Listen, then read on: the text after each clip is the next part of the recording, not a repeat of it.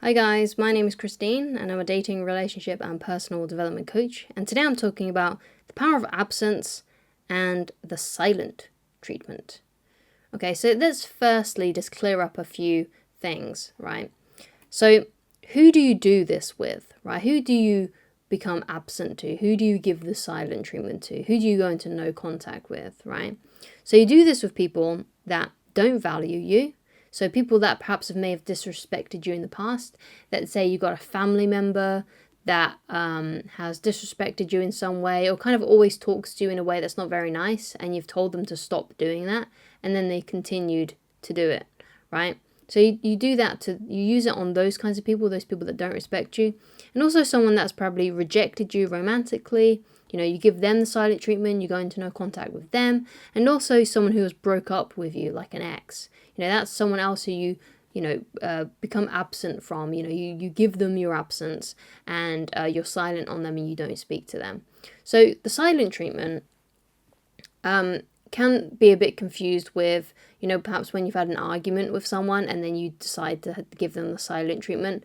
Now, the thing is with that is that giving the silent treatment in that way is actually very passive aggressive, right? It's not a nice thing to do. You should not be doing that. Like, if you can communicate with someone how you're feeling, then it's best not to give them the silent treatment. It's better to communicate first, and then if they do not, let's say, negotiate with you and you don't resolve the issue, right, then you can perhaps give them the silent treatment. But you've got to make sure that you communicate with someone first, or at least try to communicate with someone first before you give them that kind of silent treatment, right?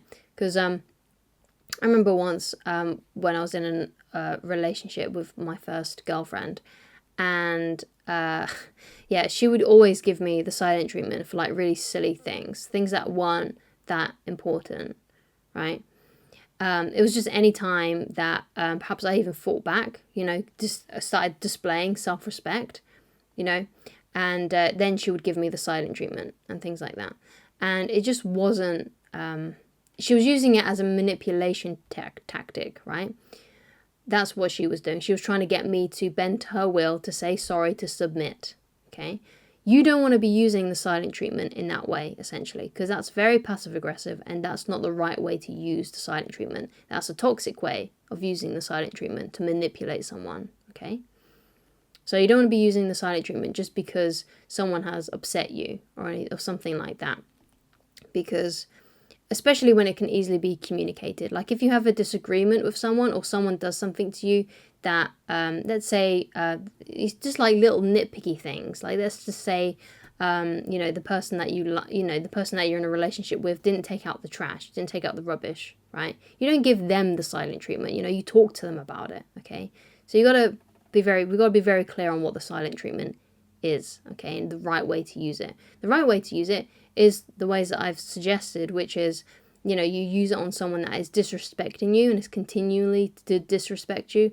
As someone that has rejected you, you don't keep on talking to someone that's rejected you. You leave them alone and you go and move on, basically. And the same is with someone that's broken up with you. You don't try and speak with them either. You give them what they want, essentially. If they want to break up with you, then you're like, fine, that's fine with me. I'd love it if we stayed together, but if you don't want to be with me, then, I want to be with someone that loves me. And then you never speak to her or him again. You never speak to that ex again, right? That is the silent treatment, okay? And being absent. Okay, so what does then being silent, giving someone the silent treatment in this way, and you're giving them your absence, what does that do, right? So the first thing that it does is that it reveals to you how they actually feel about you, right? So let's look at it in terms of an ex, right? If you go into no contact with your ex, you don't talk to them, you give them the silent treatment, you remove your absence from their life. If they love you and care about you, you'll eventually hear from them. But if they don't, it will just fizzle out and you'll never hear from them again, okay? So that's what it does, right? It shows you where you actually stand, okay? So another thing that it does is that it gives you your self-respect back, because perhaps maybe in the past you tried to fight for the relationship or something like that. You tried to stop the breakup from happening, and maybe you even begged and pleaded, maybe you even cried, it gives you your self-respect back when you decide, okay, I'm not going to actually engage with this person anymore because this person clearly doesn't want me, and I should not be trying to force myself into places where I'm not wanted, right? So there's that quote from Perks of Being a Wallflower, which is, you accept the love that you think you deserve.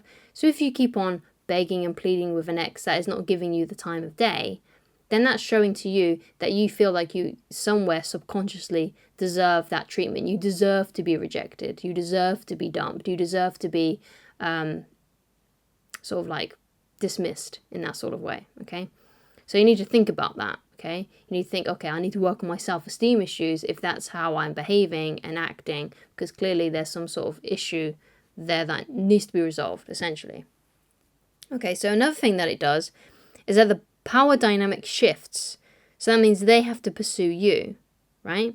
So when you decide that you are not going to speak to your ex, or you're not going to speak to someone else that has disrespected you, if they care about you, then they're going to have to be the one that starts pursuing you now that they feel like they've lost you. Like if they haven't heard from you in a few days, if they haven't heard from you in a few weeks, they're going to be like, oh, they used to be talking to me, they used to be trying to make things work out, they used to be trying to get my attention, and now they're not anymore. I feel like I'm losing them.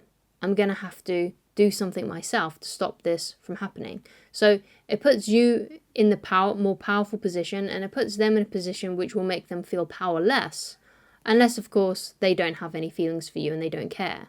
Right? If they have no feelings for you anymore and they don't care about getting back with you, then you'll just never hear from them again. Okay?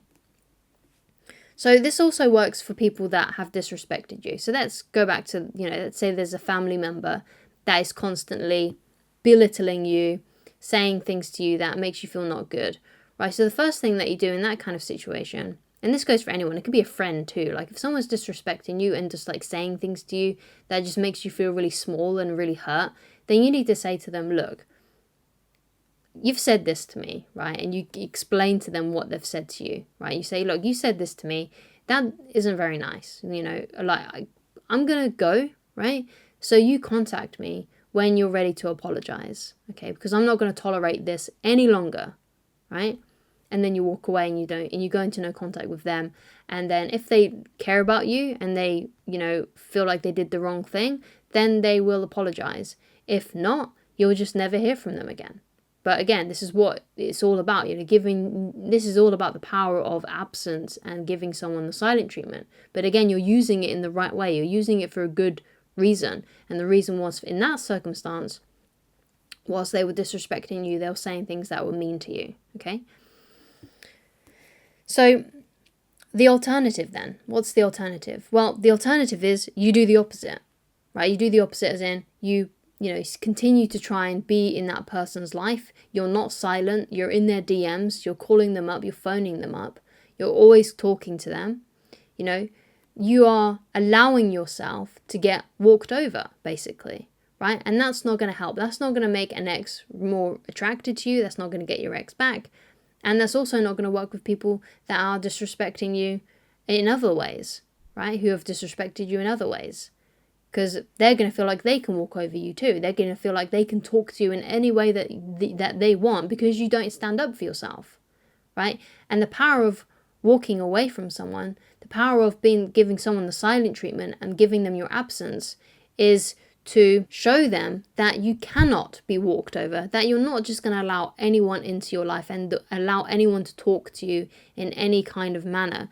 You want to be spoken to in a way that is respectful. You want to be around people that want you around, and you're not going to stay around in places where you're not wanted and when you're not valued and where you're not appreciated and respected, okay?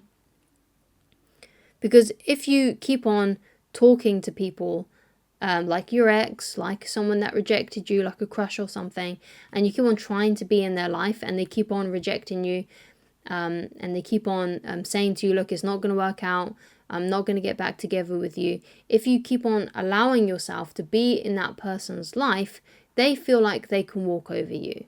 They feel like, oh yeah, they'll always be around. I've always got that person to fall back on if things don't work out. That's how they're going to see you. They're going to think, oh yeah, this person's never going to leave. They're always going to be in my life. right? And you don't want that. You want them to respect you, okay? And they can't respect you if they feel like they can walk over you, right? So the only option that you have really is to give them the silent treatment, is to go into no contact with them, is to give them your absence. Okay, that's what's gonna work, right? And when I say work, I'm not saying that, they will come back, because you don't know that. I'm not a mind reader, you're not a mind reader, right? Remember what I said at the beginning, like when you do this, it reveals to you how they feel about you. If they care about you, they will reach out to you. They will apologize. But if they don't, you just never hear from them again. Okay? So thank you so much for watching. If you'd like to get in touch with me personally, then please go to www.christineloveridge.com and you can find coaching options available on the shop page of that website. Thank you so much for watching, and I shall talk to you again very soon. Goodbye.